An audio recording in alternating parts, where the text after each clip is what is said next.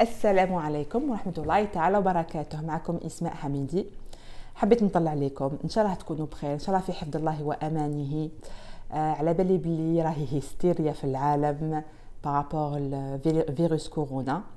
هو حقيقة أنا الكامل العالم يمر بأزمة، بصح حبيتك أنت تكون فطن، حبيتك أنت تكون واعي، حبيتك أنت تكون مسؤول، وحبيت نتكلم لك على 3 أشياء.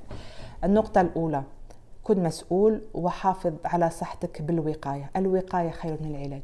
اوكي، الوقاية لك اولا وثم لكل من يحيط بك، حتى ولا كان تراك صغير وما تمرضش، ما ياثرش عليك هذا الفيروس، قادر تكون انت ناقل لهذا الفيروس. دونك كونك عاقل، كونك رزين، كونك مسؤول، وشغل كيفاش نقولوا حصن روحك، وكون مسؤول على عائلتك. اوكي، دونك نقص الخرجه، ما تخرج كامل خير، اغسل يديك بلو سوفون، ما تسلم ما تعنق كل واحد في بلاصتو. اوكي، دونك اول شيء حبيت نهضر عليه: الوقايه خير من العلاج، وصحه الجزائر وصحه العالم في يدي ويدك. اوكي، ثاني شيء المخاوف. على بالكم باللي الخوف يؤثر على الجهاز المناعي، وكي ينظر الجهاز المناعي هو الذي سوف يؤثر سلبا على الصحه تاعك، لان تماتيك شغل بوابه الامراض قاعد تجيك. اوكي، دونك هذا الخوف هذا يعني حابك تتعامل مع هذا الخوف بكل لطف، على انه جندي من جنود الله سبحانه وتعالى، وجايب لك رساله. وش هي الرساله وراء الخوف؟ الخوف هدايا هو عادي، الخوف هذا مش يخليك انت تحتاط. اوكي، دونك خلي يجيب لك الرساله هذه لكي تحتاط. وكما قلنا اول شيء الوقايه خير من العلاج، وما يخليش يديك لطريق واحده اخرى، طريق تاع الهستيريا وطريق تاع هذيك الطاقه السلبيه، لان سا سيغ ريان دو تو. اوكي، راك تقتل في روحك قبل ما الفيروس يقتلك، وان شاء الله ما يقتلكش الفيروس ان شاء الله. ازمه وتجوز كما جازت على العصور الاخرى. كل عصر شاف اوبئه انتشرت، والحمد لله انتصر العالم على هذا الشيء بفضل الله سبحانه وتعالى. هي أظنها تنبيهات من الله سبحانه وتعالى، مش كل واحد فينا جوستومون يدي رسالته. ما هي رسالتي من وراء هذا الداء؟ ما هي رسالتي في هذا الخطر هذا اللي أنا نعيش فيه؟ أوكي، ماذا لو الرسالة تاعك أنك تسقسي روحك وش هو الدور اللي حاب نقوم به؟ داكور، هل أنا شخص بناء ولا شخص هدام؟ هل أنا حابة نكون شخص إيجابي يساعد الآخرين ويكون عنده دور كما قلت لكم، دور ايجابي، ولا الشخص هذاك اللي يهول ويزيد يخوفوا؟ على بالنا بلي كاين هذا الداء، بركه ما نخوفوا في الناس هذوما على بالكم هذا الخوف هو اربكهم اكثر.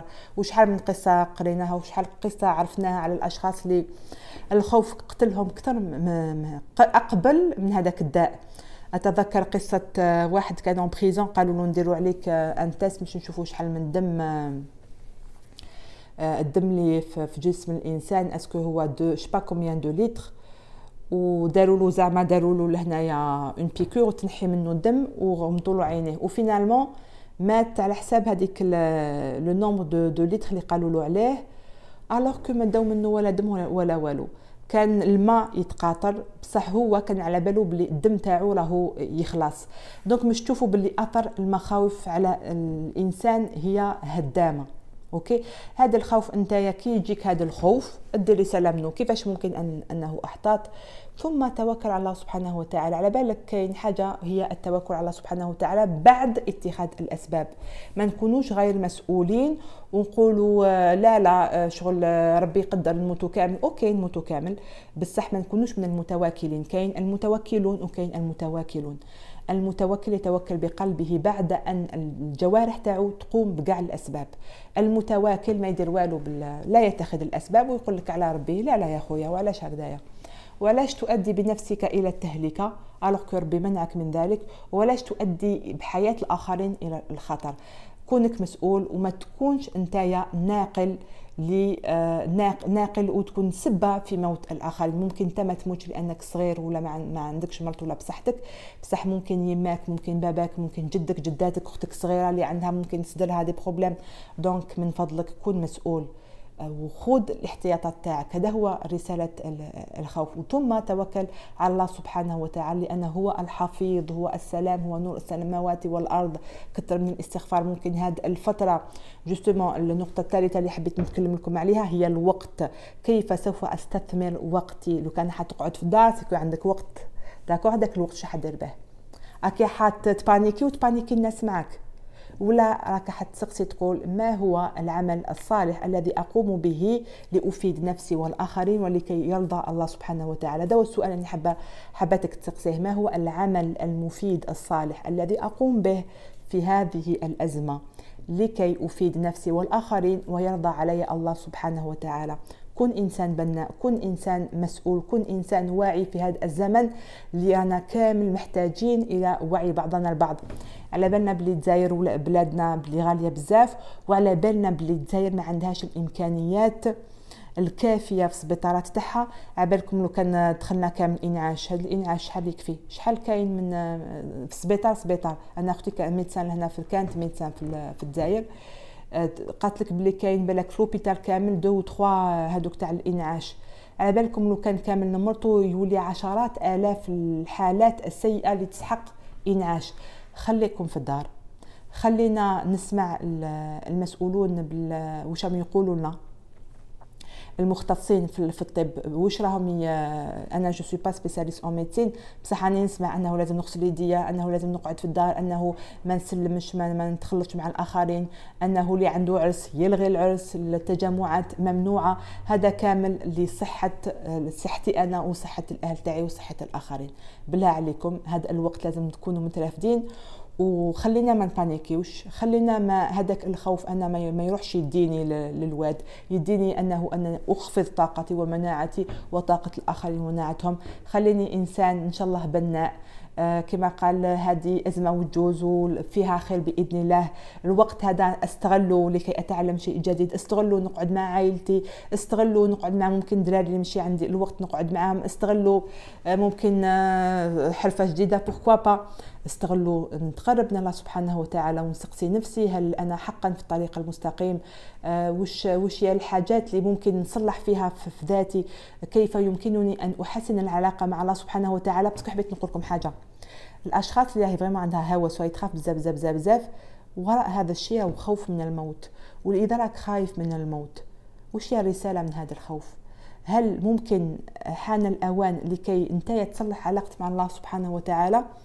على بالك وش حاب يقول الموت؟ وحاب يقول نولي عند الله سبحانه وتعالى. وشكون ربي؟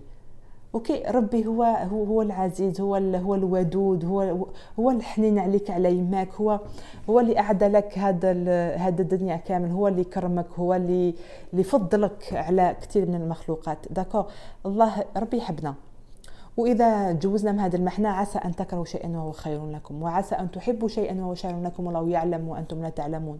ويقول لك أيضا الله سبحانه وتعالى إن مع العسر يسرا. دونك حتى وإحنا نمر بهذا الزمن القاسي إلا وفيه خير، إلا وفيه يسر. ابحث عن اليسر، ابحث عن الرسائل، ابحث عن الدرس، وما تخليش روحك تروح للهوس وهذاك الخوف المرضي اللي هو حيأثر سلبا على صحتك وعلى صحة الآخرين.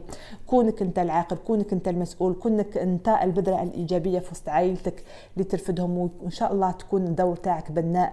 والآن كما قال زمان اللي نسحقوا فيه لي ليدر، زمان اللي نسحقوا فيه الأشخاص اللي نساعدوا بعضنا بعد أنه نطلع طاقة الأرض، لأن على بالكم كما كاين تلوث بيئي كاين أوسي تلوث طاقي، والتلوث الطاقي تكون بالافكارنا السلبيه وبالخوف تاعنا هذايا اللي زايد على حده. مانيش نقول الخوف ما نخافوش، لان الخوف حاجه طبيعيه، لان الخوف هو كما قلت لكم لا سونات دالارم، انه كاين خطر لازم تقوم بشيء. خلي هذا الخوف يعطيك رساله في الشيء اللي لازم ديروا لكي تاخذ حذرك، ولا انك تحافظ على صحتك وصحه الاخرين. وما وراء هذا الخوف انه يا الله وش هو الدور اللي قادر نقوم به، وش هي السلوك اللي قادر نقوم به لكي افيد نفسي وافيد الاخرين ولكي يرضى بنا الله سبحانه وتعالى. العبد يكثر من الاستغفار وحسبي الله ونعم الوكيل، الاذكار. وعندي نصيحه بالنسبه لكم، هو كان يجيك الخوف التنفس الاسترخائي، حوس عليه في جوجل يعلموك كيفاش دير التنفس الاسترخائي. هو يعاود يرجع الجسم الى حالته الطبيعيه، يساعدك بزاف. واني حابه تستحضر كل ما تخاف تستحضر اسم الله الحفيظ، تستحضر اسم الله الحفيظ، اسم الله الحفيظ، وتغمض عينيك وتشوف باللي الله سبحانه وتعالى او يبعث لك نور من الله سبحانه وتعالى لكي يحفظك. هذا النور كامله يحيط بك ويخليك في حصن باذن الله.